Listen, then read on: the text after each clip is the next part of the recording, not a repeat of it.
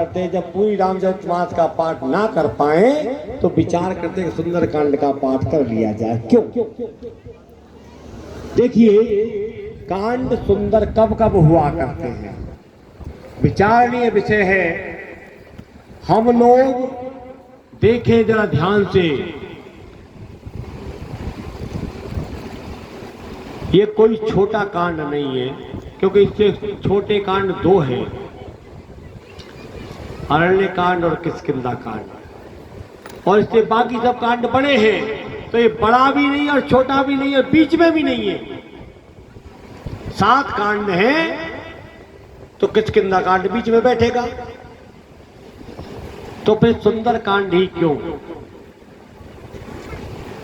थोड़ा सा एक तो दृष्टांत आपको देता हूं। पहला कारण सुंदर कांड का, जब परिवार के लोग,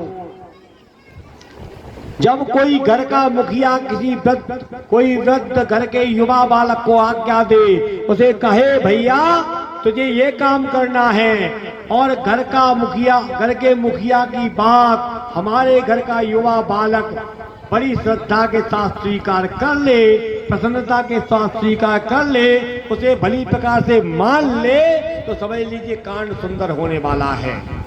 यहाँ पर जामवंत ने कहा है, जो सबसे वृद्ध है और हनुमान जी इस समय सबसे बलवान है, युवा है, उन्होंने जामवंत के वचन को प्रसन्नता पूर्वक स्वीकार किया है। जामवंत के वचन सुहाए, अर्थात अच्छे लगे।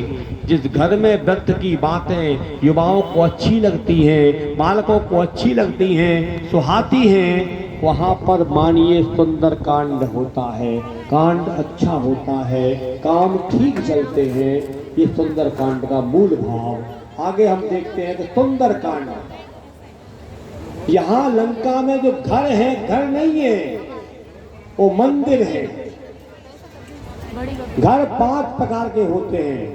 आप देखिए, विचार कीजिए कि मेरा घर कैसा है, मेरा घर कैसा है। पहला घर, जिस घर के अंदर से बालकों की किलकारियां निकलती हो, बालकों की हंसी निकलती हो, बालकों की हंसते हुए गूंज निकलती हो, बालक पसंद रहते हो, ऐसा घर प्रासाद कहा जाता है। हम बाद में विचार करें कि मेरा घर कौन सा है, हमारे घर में क्या होता है। एक नंबर इसका नाम है प्रासाद। प्रसाद नहीं है, प्रासाद। दूसरा, जिस घर में वृद्ध की बातें पूर्ण रूप से मानी जाएं, वृद्ध जो कहे, बड़ा बूढ़ा जो कहे, बालक उसको ठीक से मान ले, स्वीकार कर ले, वह घर मंदिर कहा जाता है। रावण के यहाँ जितने भी घर हैं सब मंदिर हैं। आगे आप देखेंगे, मंदिर मंदिर पति कर शोधा, देखे देते हैं अगणित जोधा, उदतानन मंदिर माही। रावण का घर भी मंदिर है, क्योंकि रावण की संतानें मर तो गई, एक बात नहीं टाली, ये घर मंदिर है। हम तो राक्षसों से गए गुजरे हैं, कभी कभी दिखता है कि हम तो माता पिता की बात मानने को तैयार नहीं है।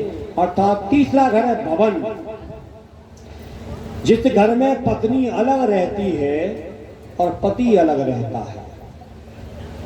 कारण कोई भी हो, नौकरी हो, लड़ाई हो, कुछ भी कारण हो सकता है, पत्नी अलग रह रही है और पति अलग रह रहा है। जैसे यहाँ पर लंका में विभीषण की पत्नी सुशर्मा सीता जी की सेवा में लगी हुई है, उसकी पुत्री भी वही सेवा में है, और विभीषण घर रह रहे हैं।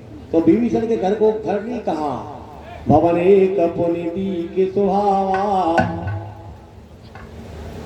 हर मंदिर तह भिन्न बनावा। ये भवन है जहाँ पति पत्नी अलग अलग रहते हैं किसी कारणवश, और जहाँ पर छोटे से लेकर बड़ा, छोटा हो चाहे बड़ा हो, चाहे वृद्ध हो, युवा हो, कोई भी हो, अपना काम स्वयं करता है, किसी को आदेश नहीं देता।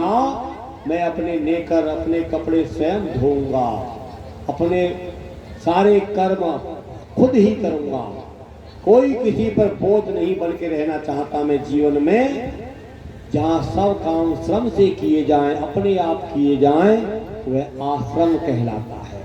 अर्थात जहाँ प्रत्येक व्यक्ति परिवार का श्रम पर जीवित हो, अपने काम स्वयं करता हो, वह आश्रम है। और जहाँ हर क्षण हर पल छोटी छोटी बातों को लेकर के लड़ाइयाँ होती हैं, कलहबाजी होती है, युद्ध होता है, रोज घर की छोटी छोटी बातें, चूल्हे पर जो बातें हुई है वो चौराहे पर पहुंच रही हैं, चूल्हे की बातें चौराहे पर पहुंच रही, समझ लो वह घर, उसका नाम है गृह। हमारा घर कौन सा है, हम स्वयं विचार करें। ये सुंदर कांड का भाव है। तीसरा, अभी मैं कह रहा था कि किष्किंधा कांड में सुग्रीव कहता है कि गगन पंत देखी में जाता, पर्वत परी बहुत बिल पाता। अर्थात जो पर्वत है विलाप कर रही है, रुदन कर रही है, हम विचार तो कर रहे हैं लेकिन ऐसे व्यक्ति की सहायता नहीं कर रहे। जो केवल विचार करते हैं, सहायता नहीं करते। और वहां विचार, वहां काम तो बहुत है लंका कांड में, लेकिन विचार नहीं है।